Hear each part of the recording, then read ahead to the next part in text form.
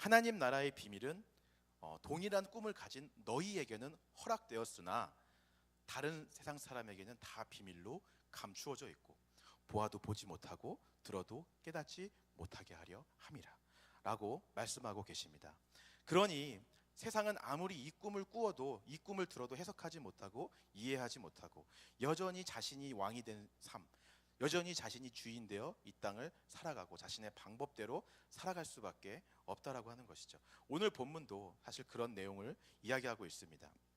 오늘 본문은 애굽의 왕인 바로가 하나님으로부터 온 다른 꿈을 이제 꾸고 그 내용에 대해서 이야기하고 있습니다. 요셉이 지난주에 술 맡은 관원장과 빵 굽는 관원장의 꿈을 해석한 이후 2년이라는 시간이 흘렀어요. 오늘은 바로 왕이 꿈을 꾸었는데 바로가 이 꿈의 내용이 상당히 이상하고 좀 어려운 내용이었다라고 하는 거죠. 어떤 내용인지 한번 우리가 살펴보겠습니다. 41장 1절에서 우리 7절 말씀입니다. 바로가 꾼 그 내용이에요. 꿈의 내용 같이 한번 읽어볼게요. 1절에서 7절 시작. 만 2년 후에 바로가 꿈을 꾼즉 자기가 나일 강가에 서 있는데 보니 아름답고 살찐 7 암소가 강가에서 올라와 갈밭에서 뜯어먹고 그 뒤에 또 흉하고 파리한 다른 7 암소가 나일 강가에서 올라와 그 소와 함께 나일 강가에 서 있더니 그 흉하고 파리한 소가 그 아름답고 살찐 7 소를 먹은지라. 바로가 곧 깨었다가 다시 잠이 들어 꿈을 꾸니 한 줄기에 무성하고 충실한 7 이삭이 나오고 그 후에 또 가늘고 동풍에 마른 7 이삭이 나오더니 그 가는 7 이삭이 무성하고 충실한 7 이삭을 삼킨지라. 바로가 깬즉 꿈이라. 자, 이 꿈의 내용을 정리하면 이렇습니다. 첫 번째 꿈은 나일 강가에 아름답고 살찐 암소 7마리가 있었어요. 근데 갑자기 삐쩍 마른 7 암소가 나타나더니 그 살찐 7 암소를 다 잡아먹는 게 첫 번째 꿈이었고요. 두 번째 꿈은 아주 풍성하고 토실토실하게 잘 여문 7개의 이삭이 있었는데 갑자기 동쪽에서 바람이 불어오더니 그 바람에 비쩍 마른 이삭 7이 잘 여문 7 이삭을 다 삼켜버리는 꿈이 두 번째 꿈이었습니다. 바로 왕은 이 두 가지 꿈을 꾸고 매우 심란하게 되었어요. 그냥 한낱 꿈이겠거니라고 생각하기에는 뭔가 이 꿈이 실제 같고 뭔가 메시지가 있는 것 같고 특별한 꿈인 것 같다라는 느낌이 자꾸 드는 거죠. 왜냐하면 2절 말씀에 보니까 첫 번째 꿈에 나온 이 암소는 애굽에서 땅에서 나는 소출과 열매를 주관하는 우상신 이스시라고 하는 그 신을 상징하고 있습니다. 암소가 바로 그 신을 상징하고 있다라고 하는 거죠. 자기가 섬기고 숭배하고 있는 그 농작물의 그 신인 이스시가 7마리가 있었는데 다른 7마리가 삐쩍 마른 7마리가 나타나서 그걸 다 잡아먹으니 이게 뭔가 이상하다라는 느낌이 드는 거예요. 그리고 그 암소들이 있는 곳이 어디라고 했죠?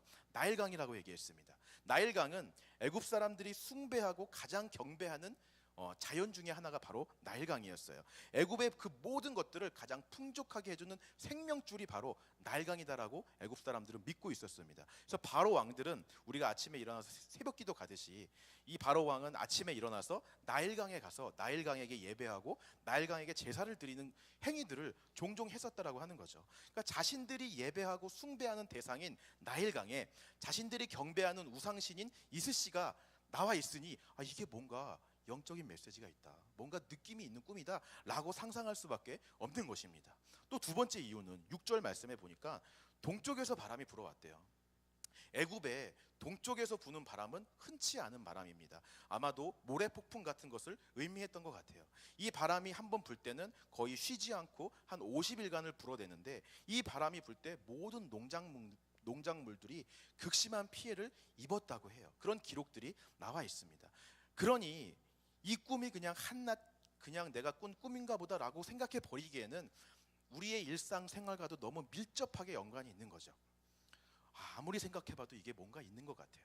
그래서 8절 말씀에 바로가 이렇습니다. 한번 읽어보겠습니다. 8절 시작. 아침에 그의 마음이 번민하여 사람을 보내어 애굽의 점술가와 현인들을 모두 불러 그들에게 그의 꿈을 말하였으나 그것을 바로에게 해석하는 자가 없었더라. 아무리 생각해봐도 이 꿈이 뭔가 특별한 의미가 있고 메시지가 있는 꿈 같은데 본인 스스로는 이걸 해결할 방법이 없으니까 이 문제를 풀 길이 없으니까 애굽의 모든 현인들과 이 꿈을 해석할 수 있는 점술가들을 불러서 이 꿈이 무엇인지 좀 해석해봐라, 의미를 좀 찾아봐라 라고 애를 쓰고 스스로의 방법을 지금 찾고 있다라고 하는 것입니다. 그러나 그 누구도 이 뜻을 알 길이 없고 이 꿈을 해석할 방법이 없었다라고 하는 것이죠. 가만히 보면요, 여기까지 이 내용을 보면 여러분 참 신기하지 않습니까? 뭐 하나 부러울 것 없는 애굽 땅이잖아요. 그 당시에 가장 강대했던 나라가 바로 애굽 땅이었어요. 그리고 그 당시에 가장 강한 힘과 권력을 가지고 있던 사람이 바로 바로 왕이었습니다. 그런데 한낱 그 작은 꿈 하나 때문에, 밤새 꾼 이 두 가지 꿈 때문에 그 강대한 나라 애굽이 강한 힘을 가진, 권력을 가진 이 바로가 번민했다라고 하는 거예요. 이 꿈을 어떤 의미인지 해결할 길이 없어서 이걸 풀지를 못해서 번민했대요. 번민하다라고 하는 이 뜻은 극심하게 고민하다, 마음이 상심하다, 심란하다, 이런 뜻을 포함하고 있습니다. 걱정이 돼서 잠을 잘 수 없을 정도로 이게 근심이 되고 고민이 되었다라고 하는 거죠. 오늘날 우리가 살고 있는 이 시대도 동일합니다. 우리가 지금 살고 있는 이 시대를 우리가 애굽에 비유할 수 있을 거예요. 모든 걸 다 누릴 수 있죠. 손 안에서 스마트폰 하나로 모든 걸, 원하는 걸 다 찾을 수 있고 다 갈 수 있어요. 마음만 먹으면 모든 권력과 모든 힘과 모든 물질과 이런 것들로 마음대로 할 수 있을 것 같은데, 그 안에서도 이런 본질적인 문제를 해결하지 못해서 번민하고 고민하고 괴로워하는 사람들이 너무나 많이 있다라고 하는 것입니다.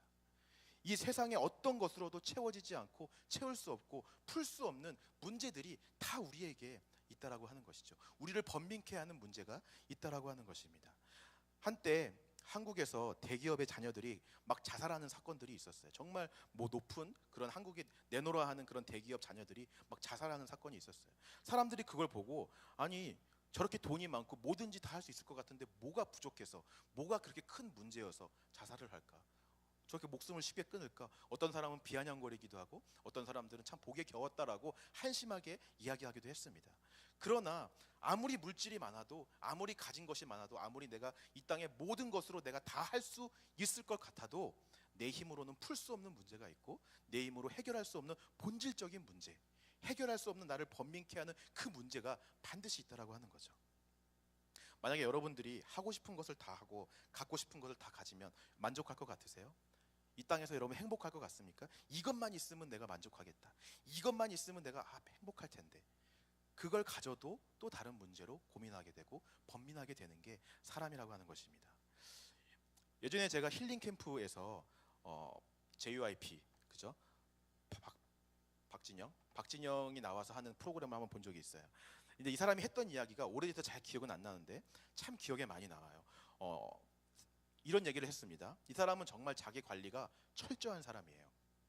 어느 정도로 철저하냐면 인생에 자기가 계획하고 목표한 그런 계획들을 다 세워놓고 그대로 그 계획을 따라서 시간과 자기 몸과 모든 주변의 것들을 철저하게 계획하고 그것대로 따라가는 사람이 바로 이 사람입니다. 얼마나 시간을 철저하게 자기 관리를 하냐면, 옷 입는 그 시간도 아까워서 그 몇 초를 아끼기 위해서 한 번에 옷을 입을 수 있는 배기바지나 그런 추리닝 같은 것을 그냥 입는다 그래요. 한 번에 쑥 입을 수 있으니까. 그렇게 해야지 몇 초라도 더 아낄 수 있으니까. 그렇게 철저하게 자기 관리를 해요. 아침마다 정해진 시간에 연습을 하고 뭘 하고, 하여튼 굉장히 철저한 사람이에요. 근데 그 사람이 젊었을 때 그렇게 노력하고 그렇게 철저하게 시간 관리와 자기 관리를 해서 인생에서 자기가 원하고 꿈꾸고 바랬던 모든 것들을 다 이루었다는 거죠. 해보고 싶은 것을 다 해봤다는 거예요. 내가 앞으로 살아갈 때 뭐 살아가면서 이런 것들도 하고 돈 걱정 없이 살려면 한 200억 정도는 있어야겠다. 그 계획을 세워서 20대의 나이에 200억을 다 마련해 놓은 거예요. 200억 마련해 놓았으니까 내가 하고 싶은 음악을 좀 해야겠다. 자기가 하고 싶은 음악을 다 하는 거죠. 그럼 내가 기획사 사장을 한번 해봐야겠다. 해보는 거예요. 후배들을 좀 키워야겠다. 만드는 거예요. 내가 미국에 좀 진출하고 싶다. 미국 가수들과 음반 계약을 맺고 진출도 해보는 거예요. 모든 걸 다 해봤어요. 자기가 꿈꾸고 바라고 원하는 그 계획대로 노력해서 그 모든 걸 다 이뤄본 거예요. 근데 그렇게 모든 걸 다 이루면 행복할 줄 알고 뭔가 만족이 있을 줄 알았는데, 뭔가 기쁨이 있을 줄 알았는데 여전히 채워지지 않는 뭔가가 있었더라고 하는 거죠. 이게 뭐지? 난 다 이뤘는데, 난 철저하게 나를 관리해서 다 했는데. 다른 방법으로 한번 이것을 해소해 보기 시작합니다. 자기의 돈을 기부하기 시작해요. 다른 사람을 한번 도와줘 보기 시작합니다. 나눔을 하고요. 그 다음에 어려운 사람들을 돕고 기부를 하고 선행을 자꾸 해보기 시작해요. 근데 이것도 처음에는 기뻤는데 여전히 뭔가 근본적인 문제는 해결되지 않는 거예요. 여전히 이 안에 채워지지 않는 갈급함이 있는 거죠. 자기 인생을 다시 돌아보니까 생각해보니 어려운 순간들마다 어떤 큰 일이 있을 때마다 자기보다 더 큰 무언가가, 자기를 초월하는 어떤 초월적 존재가 지금까지 자신의 삶을 이끌고 왔다라고 하는 생각이 불현듯 드는 것이죠. 아, 나보다 더 큰 위대한 무언가가 있는 게 아닐까. 그때부터 그 위대한 무언가, 그 초월적인 존재를 찾는 노력을 또 하기 시작합니다. 정말 철저한 사람이에요. 한쪽엔 성경, 한쪽엔 불경, 한쪽엔 코란, 이런 것들을 쫙 펼쳐놓고 그 답을 찾는 거예요, 스스로. 그리고 성지순례도 한번 가보고 노력을 해서 어떻게든 이 채워지지 않는 문제를 찾기 위해 애를 쓰고 노력을 한다라고 하는 거죠. 지금은 그 답을 찾았는지는 뭐 그 다음 이야기는 들어보지 않았으니 알 수는 없지만 여전히 ING 같아요. 계속 찾고 있는 중인 것 같이 보여요. 세상의 사람들은 이 문제 앞에서 이렇게 부단히 노력해요. 이 해결할 수 없는 문제, 이 번민하게 하는 문제를 풀 길이 없으니 채워지지 않는 이것을 자꾸 채우기 위해 자기 스스로의 방법대로 노력하고 애를 씁니다. 박진영이 그렇게 노력했듯이, 그리고 애굽의 바로가 술사와 현인들을 불러서 어떻게든 이 문제를 풀어보려고 한 것처럼 스스로의 힘으로 노력하고 애써보지만 풀 길이 없는 거죠. 어떤 사람은 물질로 해보려고 하고 공부를 열심히 해보려고 하고 지식으로, 철학으로, 도덕으로, 윤리로, 세상의 모든 것으로 다 채워보고 해결해보려고 하지만 해결되지 않는 문제, 본질적인 문제가 있다라고 하는 것입니다. 오늘 그것을 요셉을 통해서 말씀해 주시는 거예요. 자, 요셉이 이제 그 꿈을 듣고 이 꿈을 해석하는 장면입니다. 28절에서 32절 말씀 같이 읽겠습니다. 28절에서 32절 함께 읽겠습니다. 시작. 내가 바로에게 이르기를 하나님이 그가 하실 일을 바로에게 보이신다 함이 이것이라. 온 애굽 땅에 7해 큰 풍년이 있겠고 후에 7해 흉년이 들므로 애굽 땅에 있던 풍년을 다 잊어버리게 되고 이 땅이 그 기근으로 망하리니 후에 든 그 흉년이 너무 심함으로 이전 풍년을 이 땅에서 기억하지 못하게 되리이다. 바로께서 꿈을 2번 겹쳐 꾸신 것은 하나님이 이 일을 정하셨습니다. 하나님이 속히 행하시리니. 요셉이 바로의 꿈을 듣고 정확하게 해석을 해줍니다. 곧 요셉 그 애굽에게 큰 풍년이 있을 것인데 바로 뒤이어서 그 이전의 풍년을 기억하지 못할 만큼 아주 극심한 흉년과 기근과 가뭄이 있을 것이다라고 이야기해요. 이전의 풍년은 생각도 나지 않을 만큼 극심한 굶주림이 있을 것이고 극심한 배고픔, 기금과 상한 그런 마음들이 있을 것이다라고 이야기하는 것입니다. 아까 우리가 이야기했듯이 우리는 세상의 것들로 나를 채울 수 있다고 믿었어요. 해결할 방법, 이 근본적인 본질적인 문제를 해결할 수가 없으니, 다른 데는 방법을 찾을 수 없으니 어쩔 수 없이 이 세상 안에 있는 것들로 해결을 하려고 자꾸 노력을 합니다. 이것들을 채워보고 세상의 물질로도 채워보고 지식으로도 채워보고 세상의 많은 것들로 채워보려고 노력을 해요. 잠깐은 그게 해결이 되는 것 같아요. 잠깐은 기쁨을 주는 것 같아요. 잠깐은 만족을 주는 것 같아요. 아주 잠깐은 풍년처럼 보여요. 하지만 그것의 실제 모습은 오늘 이 꿈을 통해서 말씀해 주시는 예수님의 말씀은 그것이 잠깐은 풍년처럼 보이나 이전의 풍년을 기억하지 못할 만큼 나중에 그 결과는 극심한 흉년이다라는 것을 얘기해 주는 것입니다. 세상의 것을 아무리 채우고 누리고 물질로 나를 만족시키려고 해도 순간이고 잠깐의 만족과 잠깐의 쾌락과 잠깐의 기쁨은 줄 수 있어도 나중에는 그것이 더 목마름과 갈급함을 주는 흉년의 모습일 뿐이다라는 것을 말씀해 주시는 거예요.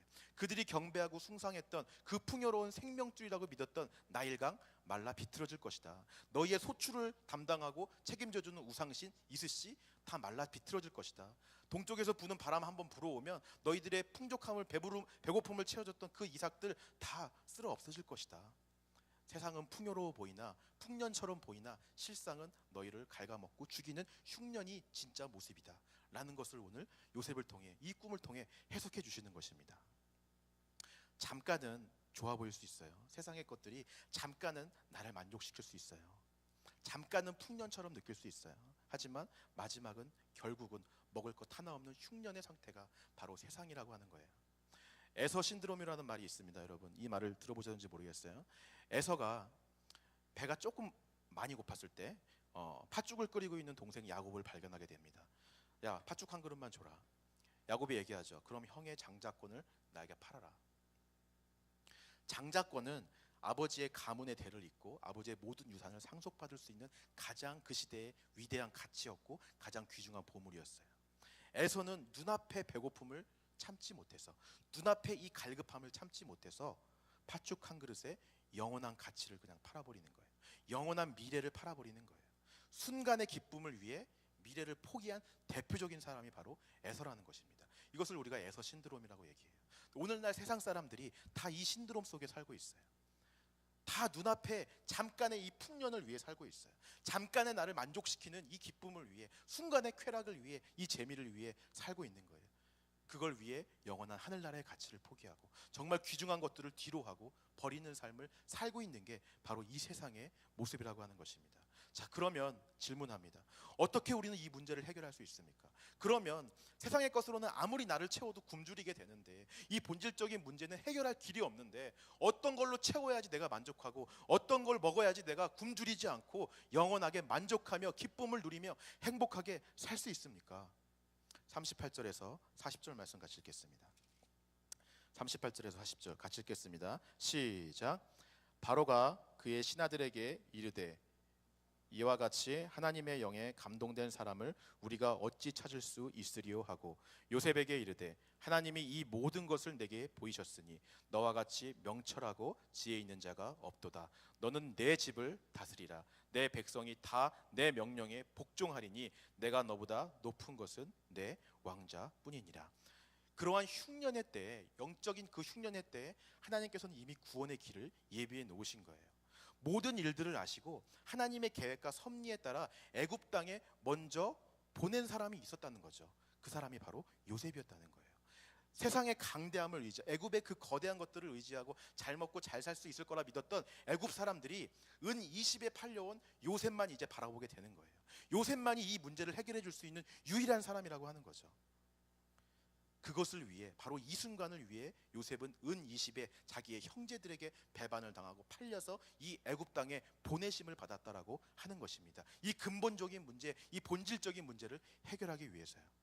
그리고 그 요셉을 통해 아무도 풀 수 없었던, 아무도 해결할 수 없었던 이 문제를 해결하게 되는 것이죠. 오늘 우리에게도 똑같이 적용할 수 있습니다. 오늘 우리도 이 땅에 눈으로 보기에는 영적인 풍년같이 보이죠. 뭐 다 누릴 수 있을 것 같고 애국 땅과 같아요. 정말 강대해 보이죠. 풍년처럼 보입니다. 하지만 이 안에서 실상은 영적인 흉년이에요. 아무리 이 세상의 것으로 나를 채워도 만족함이 없는 본질적인 문제가 해결되지 않아서 번민하게 만들고 고민하게 만들고 세상의 것들을 채워보지만 만족하지 않아서 또 고민하고 고민하는 것이 이 땅의 모습입니다. 이 문제를 어떻게 풀죠? 어떻게 이걸 해결할 수 있죠? 이거를 위해서 똑같이 하나님께서 2000년 전에 우리를 위해 보내신 사람이 있다는 거예요. 애굽 땅에 요셉을 보내신 것처럼 은 20에 팔려서 그 애굽 땅에 요셉을 던져 놓으신 것처럼 오늘 우리를 위해서도 우리의 이 문제를 풀기 위해서 2000년 전에 은 30에 팔려서 이 땅에 던져 놓으신 분이 있는 거예요. 그분이 누구십니까, 여러분? 예수 그리스도. 그 예수 그리스도가 우리의 이러한 유일한 문제를 해결할 수 있는 유일한 분이라는 걸 여러분 믿으시기 바랍니다. 우리의 갈급함, 우리의 목마름, 영적인 굶주림, 이 모든 것들을 유일하게 해결해 줄 수 있는 분이 바로 예수 그리스도라고 하는 거예요. 예수님이면 충분하다라고 하는 거죠. 우리 이번 수련회 주제가 혹시 뭐였는지 여러분 아세요? 예수님이면 충분합니다. 이게 수련회 주제였어요. 아까도 잠깐 얘기했지만 수련회 가서 정말 많은 은혜를 제가 받았습니다. 어떤 모습을 보고 은혜를 받았냐면 그 수련회 가운데서 그 설교하시는 강사님이 끊임없이 도전을 하셨어요. 여러분들이 이 땅에 그 팥죽 한 그릇, 순간의 재미, 순간의 쾌락, 잠깐 즐거움을 주고 나를 만족시켜주는 그것에 목숨 걸고 있던 죄들이 있지 않았냐, 막 도전을 하셨어요. 그게 뭐냐, 그거를 포기하지 못해서 하나님은 아버지 본토 친척집을 떠나 가라고 하시는데 이걸 포기하지 못하고 그 순간의 재미를 위해 결단하지 못하고 내려놓지 못하고 있는 것들 다 이야기하고 주님이면 충분히 합니다라고 고백하라고 도전했을 때 정말 많은 청년들이 하나님 앞에서 결단하고 기도하고 주님이면 충분합니다라고 고백하는 그 모습들이, 그 결단의 모습들이 너무나 귀하고 아름다웠습니다. 수련회를 가지 못하신 분들도 많이 계시지만 오늘 이 자리에서도 여러분들도 그렇게 결단하셨으면 좋겠어요. 세상의 것들로 나를 채우는 것이 아니라 예수님이면 충분합니다. 예수님만이 나의 유일한 문제의 해결이고 답입니다라고 고백하는 여러분들이 좀 되셨으면 좋겠습니다. 사도행전 3장에 성전 미문에 앉아있는 안진뱅이 이야기가 나오고 있습니다. 여러분, 이 안진뱅이의 근본적인 문제가 무엇일까요? 이 안진뱅이의 본질적인 문제가 무엇이에요? 일어나지 못한다는 거죠. 일어나서 걸어가지 못하고 평생 앉아있을 수밖에 없다는 것이 이 안진뱅이의 본질적인 문제, 근본적인 문제인 거예요. 그런데 이 문제를 스스로 해결할 길이 없어요. 스스로 풀 길이 없는 거예요. 그러니 다른 것으로 자꾸 자기를 채워요. 사람들한테 구걸합니다. 한 푼, 두 푼을 원해요. 순간의 배고픔을 해결해 줄 수 있는 1불, 1달러, 한 양, 두 양, 그거 목숨 거는 인생을 살고 있는 거예요. 베드로와 요한이 지나갑니다. 베드로와 요한에게도 똑같은 걸 요구해요. 한 푼만 주세요. 나를 불쌍히 여겨주세요. 순간에 너무 배고파요. 이 배고픔을 해결할 수 있는, 이 굶주림을 해결할 수 있는 그 양식을 사게 1달러만 주세요. 베드로와 요한이 그 안진뱅이를 보고 이렇게 이야기합니다. 나는 네가 원하는 순간의 그 배고픔을 해결해주고 순간의 쾌락을 줄 수 있는 네가 원하는 금과 은은 내게 없거니와 내게 있는 것으로 내게 주노니 나사렛 예수 그리스도의 이름으로 명하노니 일어나 걸어라. 예수를 주겠다는 거예요. 예수를 전해주겠다. 너의 영원한 양식은 예수 그리스도다. 너를 일어나 뛰게 하고 걷게 하고 본질적인 문제를 해결해 줄 수 있는 분 예수 그리스도다. 안진뱅이가 일어나 뛰며 예수님을 찬양하고 다니기 시작합니다. 놀라운 일이죠. 오늘 이 자리에 그런 역사가 일어나기를 주님의 이름으로 축원합니다. 여러분은 무엇을 위해서 기도하고 무엇을 지금 구하고 있습니까?